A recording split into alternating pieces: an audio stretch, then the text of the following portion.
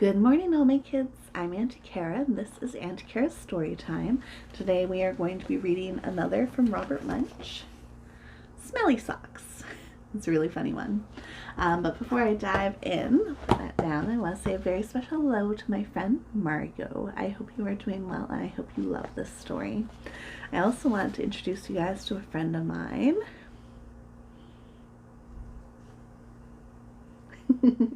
This is my otter puppet. And I actually forgot I had him when I was cleaning out a bin the other day, and I found him. So you want to say hello?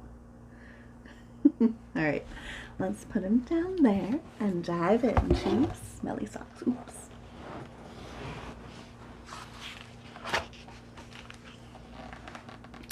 When Tina wanted new socks, her mom took her to the only store in town.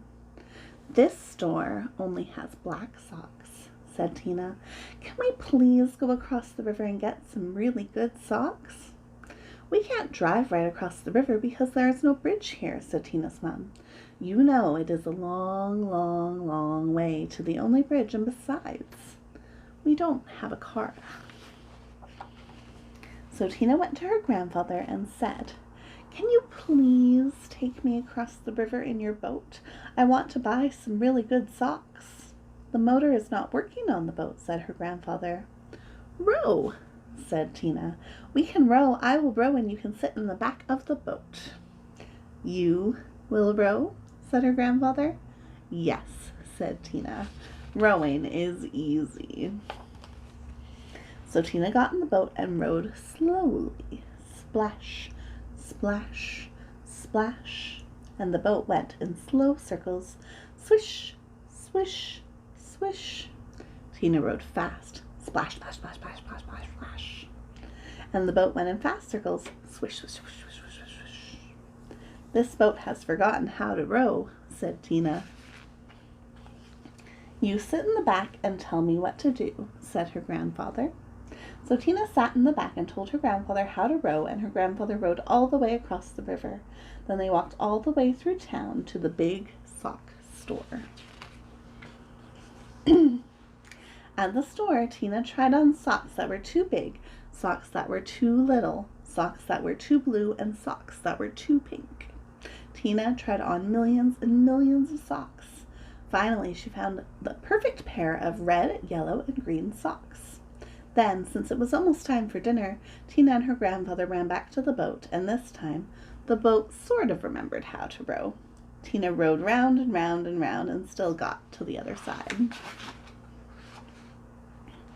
When they got back, Tina ran home and yelled, Socks! Socks! Wonderful socks! These are the best socks I have ever seen in my life.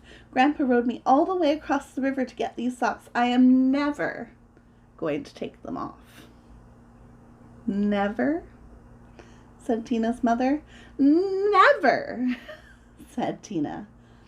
Uh-oh, said Tina's mother. So Tina wore her socks for a long time.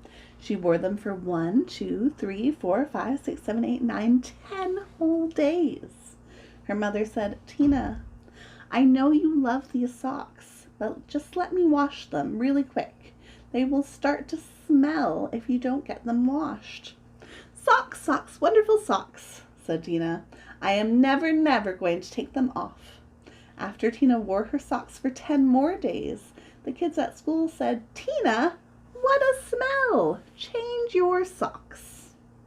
Socks, socks, wonderful socks, said Tina. I am never, never, never, never, never, never going to take them off. After Tina wore her socks for 10 more days, a whole flock of Canadian geese flew over her house and dropped right out of the sky from the smell. 2 moose walked through her yard and fell over from the smell. Ducks, raccoons, and squirrels fell over when she walked to school. Finally, even a skunk fell over from the smell. Tina's friends decided to do something. They all came to her house and knocked on her door. Blam, blam, blam, blam, blam. When Tina opened the door, they grabbed her and carried her to the river. Then they held their noses and took off her socks. Some of the kids held Tina, and some of the kids washed the socks. Scrub, scrub, scrub, scrub, scrub. All the fish in the river floated up to the top and acted like they were dead. The kids washed some more. Scrub, scrub, scrub, scrub, scrub. All the beavers ran out of the river and went to live with Tina's grandfather. They washed some more. Scrub, scrub, scrub, scrub, scrub. Far down the river, people said, "How come the river smells like dirty socks?" Finally, the socks were clean.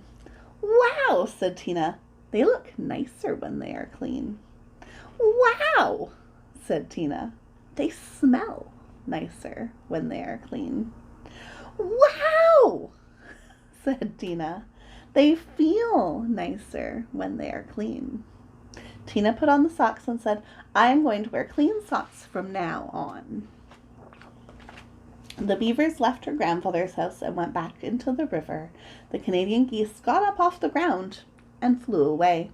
The fish decided that they were not dead after all and jumped up and splashed in the river. Tina went to her mom and said, "My socks are nice and clean, and I think it would be very nice if you took me to town to get me a nice new red, yellow, and green shirt." "Promise to wash it?" said her mom. "No," said Tina.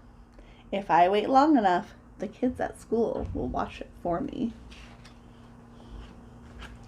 And that is the end of the story. That was a very silly one. I hope you loved it as much as I did. Have a wonderful week, and I will see you next time. Ta-ta for now.